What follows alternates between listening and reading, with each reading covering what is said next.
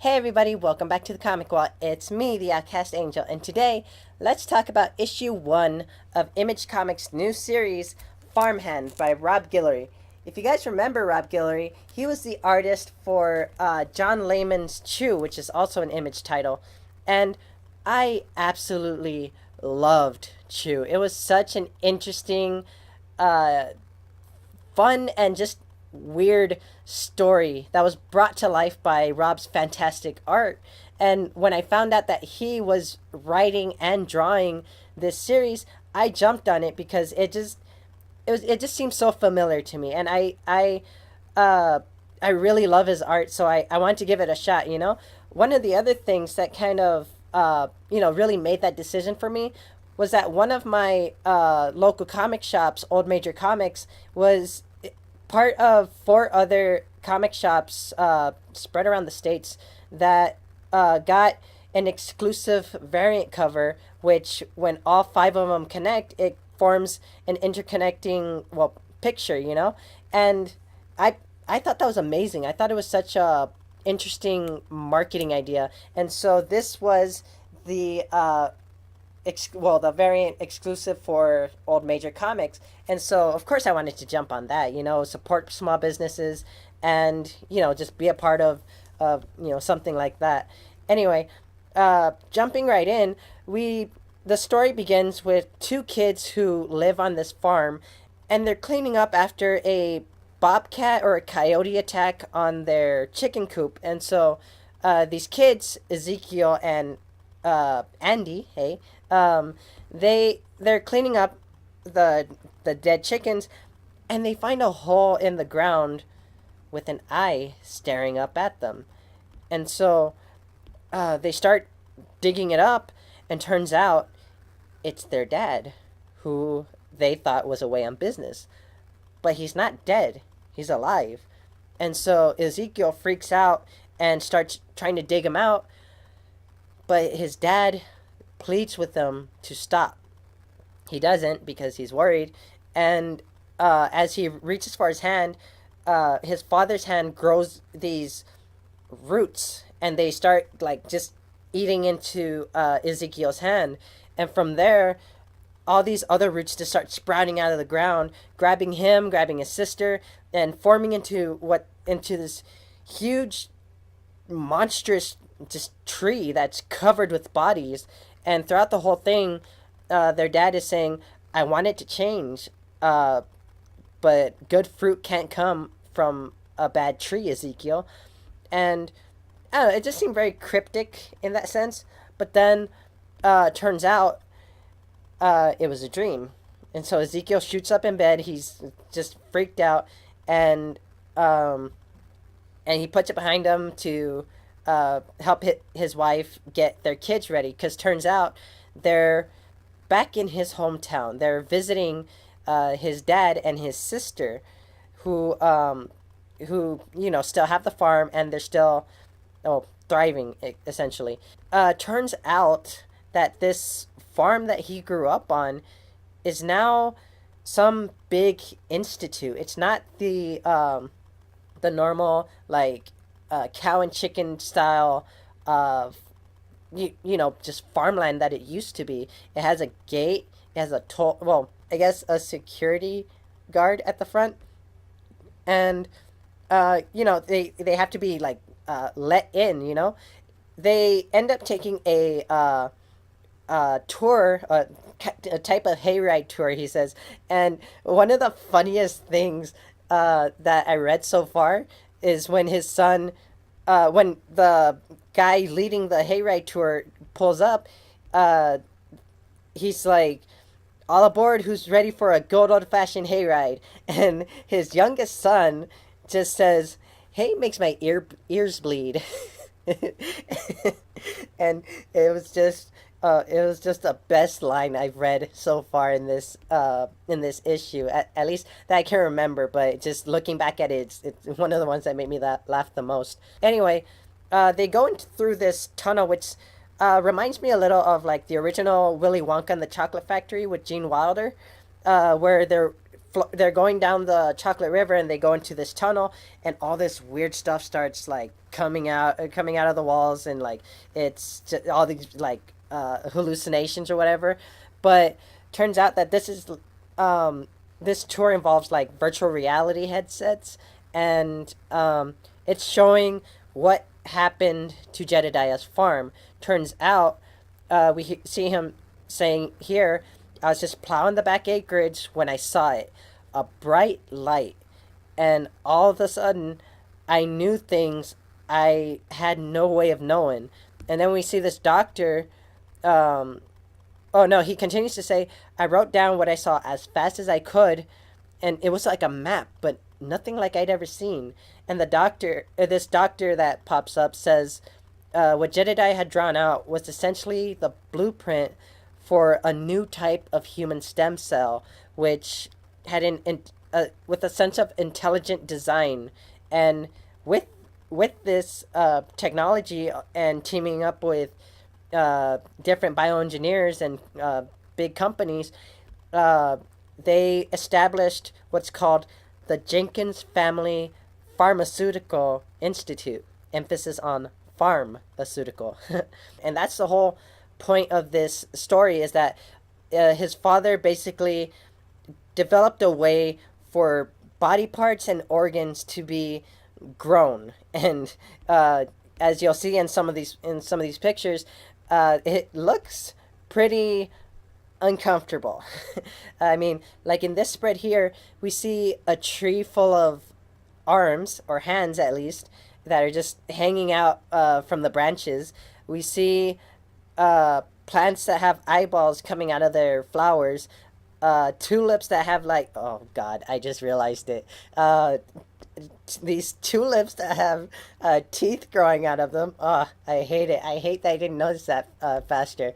Then we have these sprouts that have kidneys growing out of them. I guess a joke off the kidney bean. And then these flowers with fingers growing out of them. It's just a whole mess of stuff, and it's just completely well, weird, you know. And these kids are kind of like freaked out by this. Their kids. The daughter is Riley. No, Abigail, and the son is Riley, and well, Riley's more freaked out than Abigail, but you know, it is a little weird.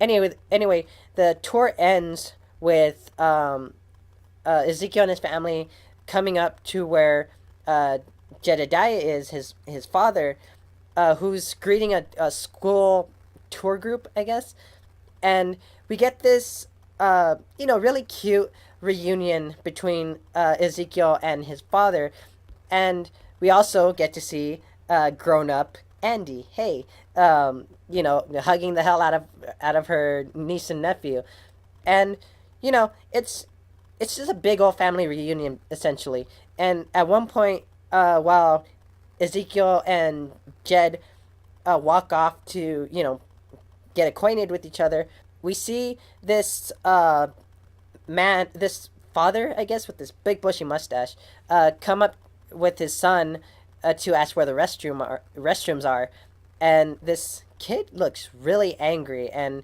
I don't think it's gonna be good. Essentially, anyway, while Ezekiel and Jed are talking, they're talking about how Ezekiel probably knew about this. He seems to have some kind of, well, to have been there for the most part when this was starting out, and turns out that Jedidiah was one of his own human trials, because he ended up losing a thumb and getting attaching a new one from this new stem cell that he created. And they're trying to put the past behind them. Whatever bad stuff happened, they're putting it behind them, and they want to move forward. But as they're talking, that same angry kid we saw has wandered off and is walking into in a restricted area, and turns out he's some kind of spy, because he ends up pulling off one of these fingers off the stem cell plants, and that's funny, stem cell. Anyway, and he opens his arm up. It turns out this is some kind of robotic prosthetic, and he's storing it in there. He ends up getting caught and managed to kick the hell out of everyone else, and it seems like he's gonna escape. He gets caught and brought to the attention of Jed, and so uh, Jed decides to deal with this by tying this kid up to a chair, and turns out he's asking him like, "Who's your employer?" But this kid starts talking in Russian, and then is Jed starts talking in Russian. It's a whole mess of like spy stuff. Anyway, uh, Jed ends up asking one of his assistants to cut off an arm off this tree because Jed has pretty much confiscated this kid's prosthetic, which seems really wrong. But he's talking to this kid saying, uh, "I make people whole. This is a healing center. I heal people. Don't you want to be whole again?" And this kid's still a little rebellious about it, but he shows mercy. Weird thing though, the guy who cut off the arm off the tree lets it go, and it just starts slithering toward Jedidiah, who picks it up and attaches it to this kid's arm. But the way it attaches, it sprouts teeth at the severed end and just latches onto this kid's stump. And it seems pretty painful because it just fuses into his skin, essentially. But it Jed says that the graft is taking just nicely, and that it's not like your employers aren't going to tell the difference between your arm and the new arm because it's going to have your DNA, your genetic material, but that's probably not going to stop them from cutting you up, so just a heads up. Anyway, he takes this kid back to his dad, and all's forgiven, or so it seems. Anyway, Ezekiel and his family end up packing up for the day and leaving, and Ezekiel and his wife are talking, saying that, just talking about the whole thing. He says it feels weird being back, but at the same time, like, he doesn't know what to make of this whole farm business, Like, it just seems so weird to him, and he doesn't know how to process it, I guess, just because it's gotten so huge from when he last saw it. Anyway, at one point, his wife mentioned something, saying, you still think your father is hiding something, don't you? You think there's an angle here? Or is this about the thing with Thorn? Who's Thorn? Anyway, they turn in for the night, and we see the front of their house where they used to live. Well, where I guess Ezekiel and his family used to live, and there's this guy putting up campaign signs saying "Thorn for Mayor." So there's more stuff going on here. The issue ends with us seeing this table full of FBI case files on Jed, a phone that has 35 missed calls. There's money all over the place, and blood. And then we see this the dad from earlier with the bushy mustache and the Russian kid, dead in his chair, who it seems that he, blew his brains out, but maybe it wasn't a suicide. Anyway, the last page we see the kid looking into the mirror and at his new arm, which the green is now spreading up his arm and up his face, and we even see this little this little leaf sprouting out from his arm, and he seems pretty freaked out, but it's okay. There comes this time in every boy's life when weird things start sprouting or start growing in different places, unexpected places. Just means it's just part of becoming a man. I would know. Anyway, forget that. That's the end of this issue, and I'm really excited about this. It was a lot of fun to read, and I